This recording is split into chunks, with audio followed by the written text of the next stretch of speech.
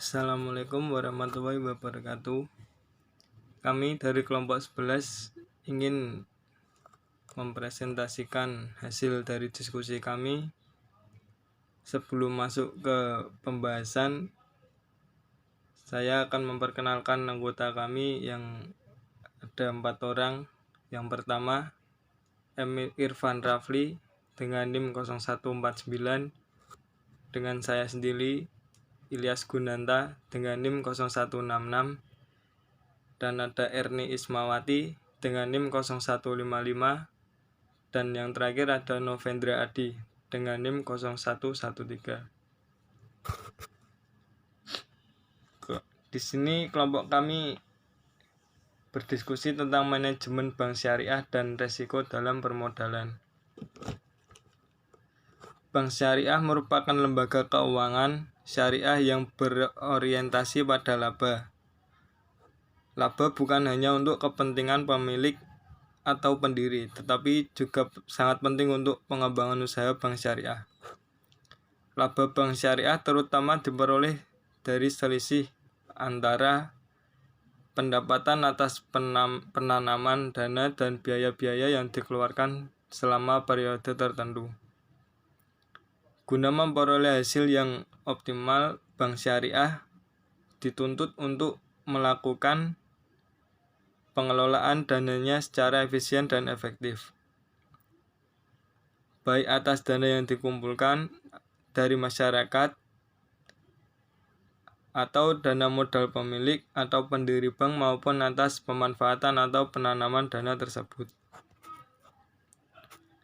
Bank sebagai suatu lembaga keuangan yang salah satu fungsinya menghimpun dana masyarakat sebelum disalurkan kembali ke masyarakat. Oleh karena itu, manajemen bank harus menggunakan semua perangkat operasionalnya dan mampu menjaga kepercayaan masyarakat. Salah satu perangkat yang sangat strategis dalam menopang kepercayaan itu adalah permodalan yang memadai. Pengertian dari bank syariah sendiri adalah bank yang beroperasi sesuai dengan prinsip-prinsip Islam, yaitu mengikuti ketentuan-ketentuan syariah Islam, khususnya yang menyangkut tata cara bermuamalat secara Islam.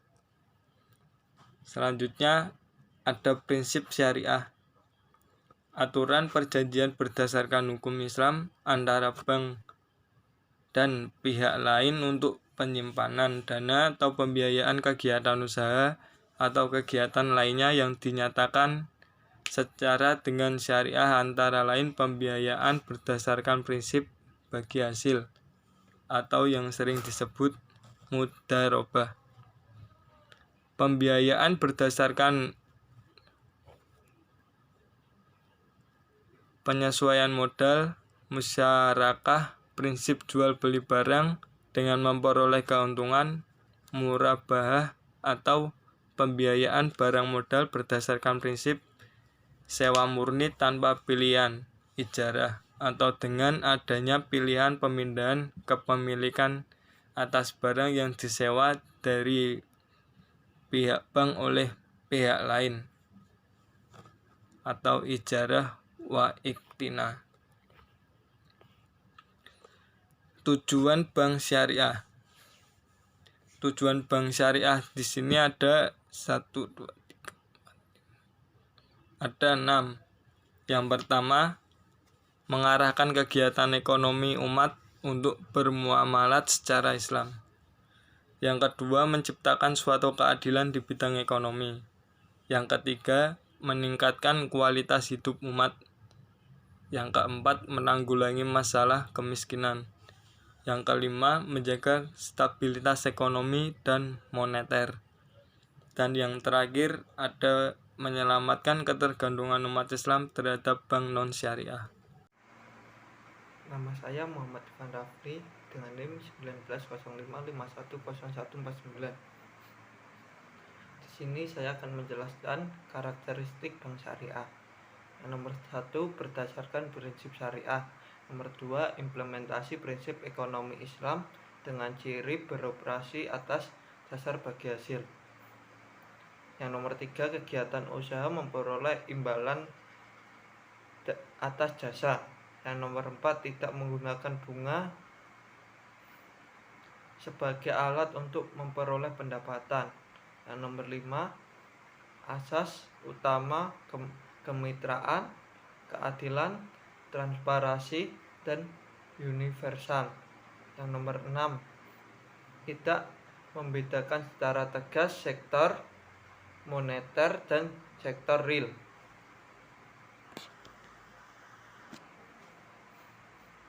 Ciri-ciri operasional bank syariah.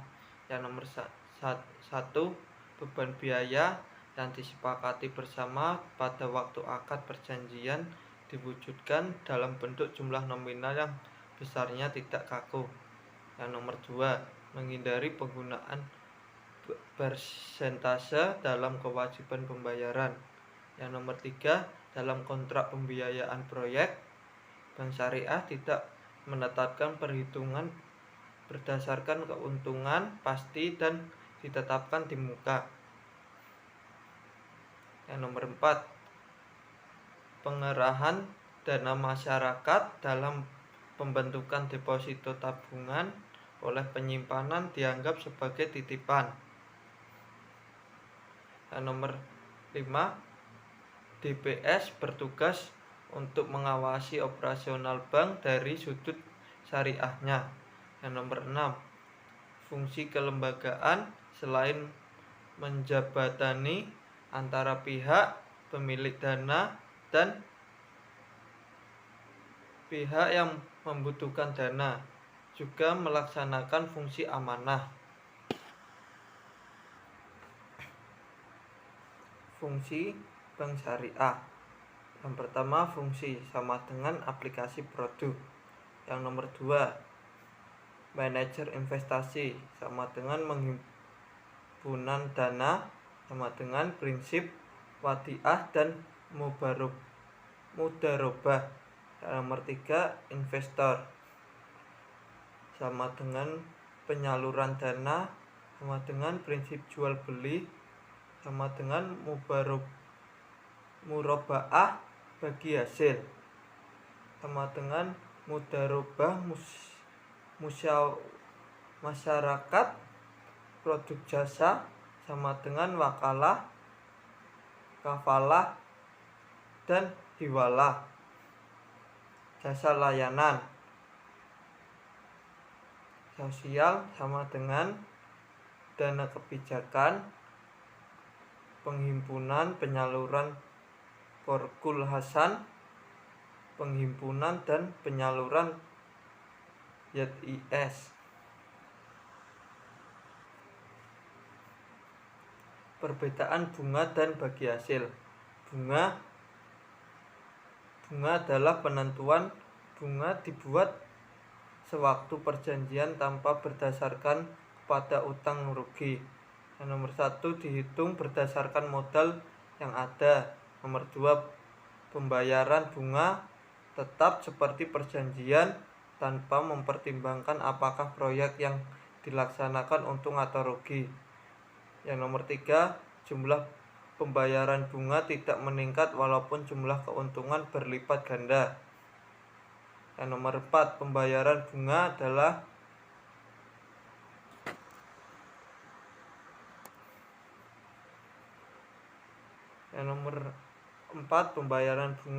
haram.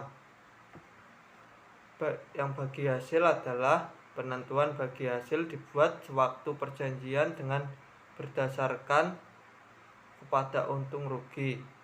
Yang nomor 1, dihitung berdasarkan jumlah keuntungan atau hasil penjualan yang diperoleh.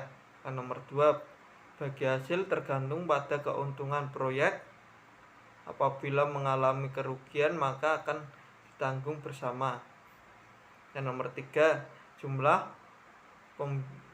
pemberian hasil meningkat sesuai dengan peningkatan keuntungan yang didapatkan. Yang nomor 4, pembagian keuntungan adalah halal.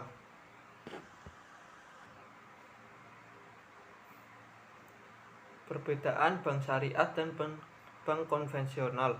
Fungsi dan kegiatan bank syariah: manajer investasi, investor, jasa keuangan sosial. Bank konvensional, intermediasi jasa keuangan. Hubungan dengan nasabah bank syariah sama dengan kemitraan. Bank konvensional sama dengan pinjaman meminjam. Perbandingan operasi bank syariah dan bank konvensional. Di sini ada gambaran perbandingan operasi bank syariah dan bank konvensional. Produk bank syariah: A. Penghimpunan dana atau sumber dana, yaitu ada al-wadi'ah atau titipan murni, al-mudharabah atau penyimpanan dana dengan tujuan untuk pembiayaan mudharabah atau ijarah. B. Penyaluran dana atau kredit, ada jual beli. Bai al-murabaha atau tambahan keuntungan disepakati bersama. Bai as-salam atau penyerahan uang terlebih dahulu. Bai al-istisna atau pembelian dengan uang muka. Kemudian ada sewa, ijarah sewa murni atau sewa dengan penyerahan barang di akhir masa sewa atau leasing. Kemudian bagi hasil ada al-musyarakah atau pembiayaan dan pengelolaan proyek bersama modal ventura, al-mudharabah atau pendanaan proyek dengan dana dari pihak bank. Akad pelengkap yang termasuk yaitu al-wahala atau memindahkan hutang, arah atau menahan harta bergerak sebagai jaminan atau gadai, al-qard atau meminjamkan tanpa mengharapkan imbalan, al-wakalah atau pemberian kuasa, al-kafalah atau pemberian jaminan atau bank garansi. Kemudian jasa bank ada al-syarf, jual beli valuta asing, dan al-ijarah, menyewakan safe deposit atau kustodian. Modal bank. Beberapa hal penting yang termasuk dalam pengawasan modal bank. Bank merupakan industri yang membutuhkan modal paling sedikit dibandingkan dengan aset usaha. Pada industri non-bank, modal perusahaan yang sedikit akan mengakibatkan perusahaan tersebut kesulitan mendapatkan pinjaman atau dana pihak ketiga. Pada industri bank, modal bank yang sedikit tetap memungkinkan bank mendapatkan pinjaman atau dana pihak ketiga. Kemudian modal yang kecil membuat toleransi atas kesalahan yang menjadi sangat kecil. Kesalahan yang ada dapat membuat modal bank tergerus. Fungsi modal, yaitu menutupi potensi kerugian yang tidak terduga atau unexpected loss, cadangan pada saat krisis, penjaga kepercayaan deposan, dan ekspansi usaha. Alokasi modal untuk menutup risiko, yaitu expected loss, pencadangan kerugian atau biaya, risk-based pricing, unexpected loss. Di sini saya akan menjelaskan bank umum kegiatan usaha. Diatur dalam POJK nomor 6 POJK.03/2016 tentang kegiatan usaha dan jaringan kantor berdasarkan modal inti bank. POJK ini mengatur klasifikasi bank umum berdasarkan kegiatan usaha buku, di mana bank dikelompokkan berdasarkan kegiatan usaha yang sesuai dengan modal inti yang dimiliki. Pergolongan buku di sini dibagi menjadi 4. Yang pertama, buku 1 adalah bank dengan modal inti kurang dari 1 triliun. Buku 2 adalah bank dengan modal inti antara Rp 1 triliun sampai dengan kurang dari 5 triliun. Buku 3 adalah bank dengan modal inti antara 5 triliun sampai dengan kurang dari 30 triliun. Buku 4 adalah bank dengan modal inti kurang dari sama dengan 30 triliun. Contoh risk weight asset atau aktiva tertimbang menurut resiko. Jenis penyaluran dana. Penerima bobot resiko nilai modal yang diperlukan sukuk pemerintah Republik Indonesia.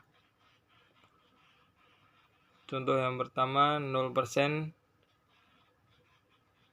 Rp 100 miliar, 8% modal minimum dikali 0% dikali Rp 100 miliar.